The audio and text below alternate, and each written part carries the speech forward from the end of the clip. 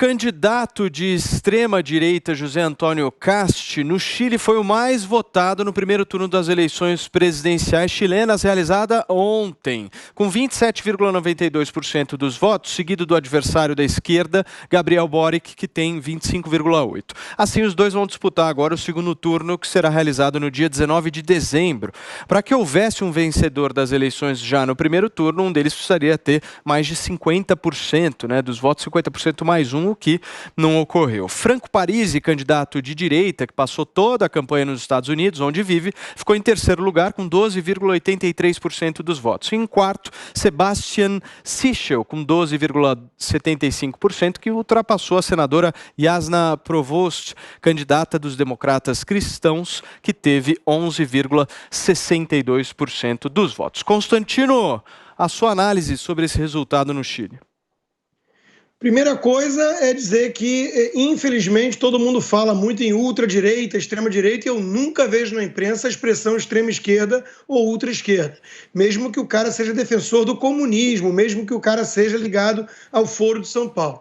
Então, esse é o primeiro ponto. O segundo é que o José Antônio Kast, está dizendo de forma muito clara, e isso que incomoda, na verdade, a imprensa, que tem muito comunista ainda, infelizmente. Vamos eleger entre liberdade e comunismo. No frigir dos ovos, Paulo, é isso que se apresenta a esses povos quando, e por isso eu acho que a terceira via não tem espaço, quando a ameaça comunista ainda paira de forma concreta e realista sobre a cabeça do povo. É o caso da Argentina, é o caso da Venezuela, já foi embora, já é Cuba, e por aí vai. Então o Foro de São Paulo tem seus tentáculos ainda muito fortes na América Latina, é um ambiente fértil para demagogia, para populismo barato, para tentar comprar os mais pobres e ignorantes com promessas irreais, e a esquerda consegue, volta e meia, avançar e ainda tem força. Então, enquanto tiver o risco desses países irem na direção da Venezuela, aquele que se apresenta efetivamente como opositor a isso vai ter chances para evitar o comunismo. Então, é disso que se trata. Eu espero que o Chile vá fazer aquilo que é direito e não vá seguir pelo caminho sinistro. Piperno, um comentário seu justamente sobre esse resultado, que é um resultado importante, principalmente para a América Latina. Bom, primeiro que isso muda o eixo da política chilena, Então, vem as viúvas de Pinochet voltam aí a ter esse protagonismo mais de 30 anos após a queda aí do ditador. E muda o eixo porque, na verdade, desde a redemocratização do Chile, o poder se dividiu entre o que foi lá atrás a coligação entre democratas, cristãos e socialistas, chamada inicialmente de Concertación, mais tarde mudou de nome, e, do outro lado, a direita moderada, liderada pelo presidente Sebastián Piñera. Então, esses dois polos, eles fracassaram agora.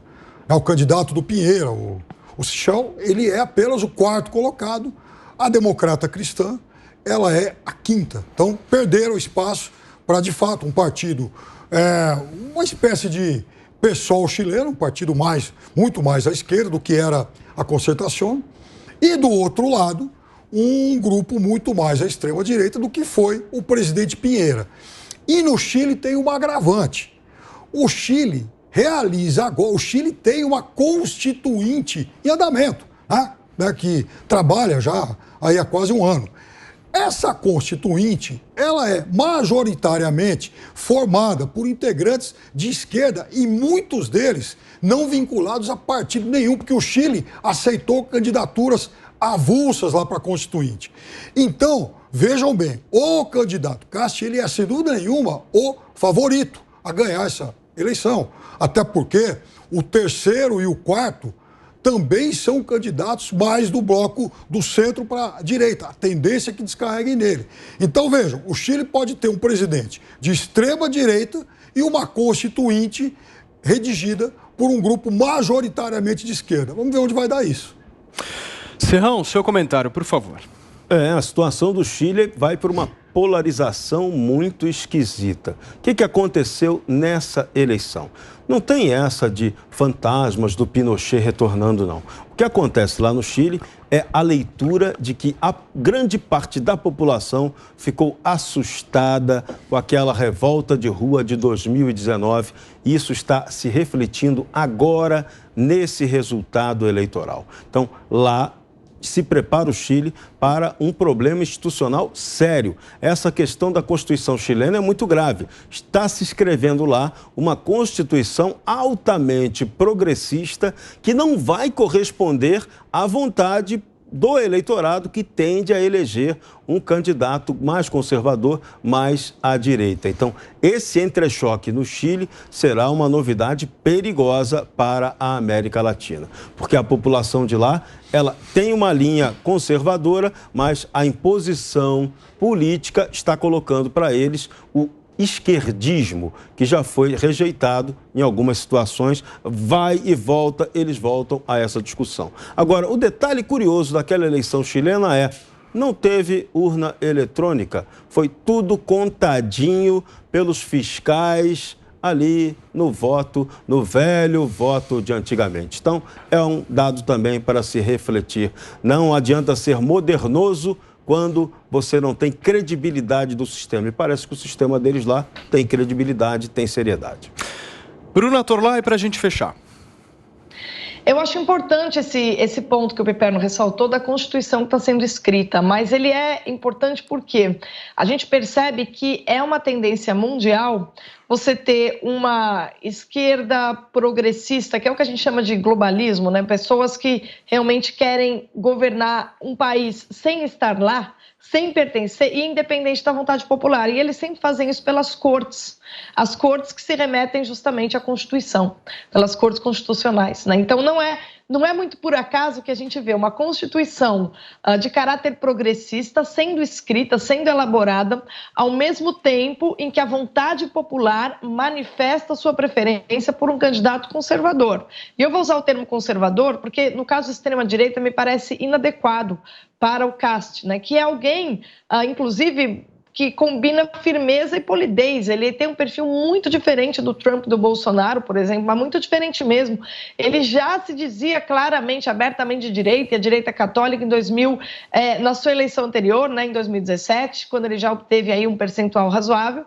E ele também é ligado a um movimento clássico anticomunista e de crítica ao coletivismo, né, que é difícil de falar, que eu não sei alemão, mas chama Schoenstatt, né, que foi fundado por um padre, o padre José Quintenir, que sobreviveu ao Holocausto, quer dizer, um sobrevivente do campo de concentração de Auschwitz. Ele funda esse movimento. E esse candidato que agora ganhou, recebeu, nesse momento, né, a maior parte dos votos, o Cast, ele é ligado a esse movimento. Então, ele é um crítico do coletivismo moderno.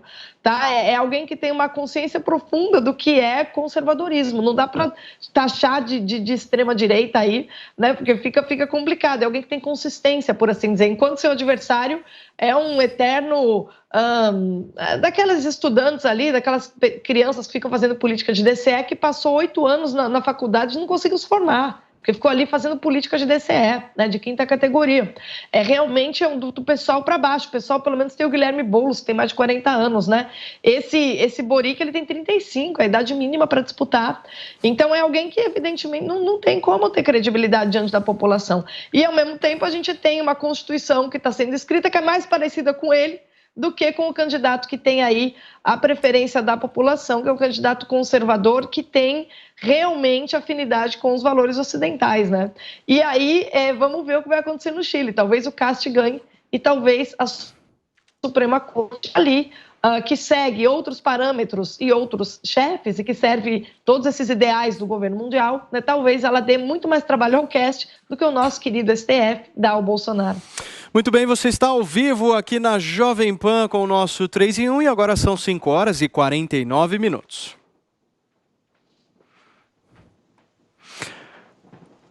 Muito bem, nós estamos aqui ao vivo na Jovem Pan News conversando e debatendo um pouquinho sobre as eleições chilenas que aconteceram no domingo ontem, mais precisamente ontem, né, Piperno? Você acha que vai dar esquerda ou direita? Não, Paulo, veja.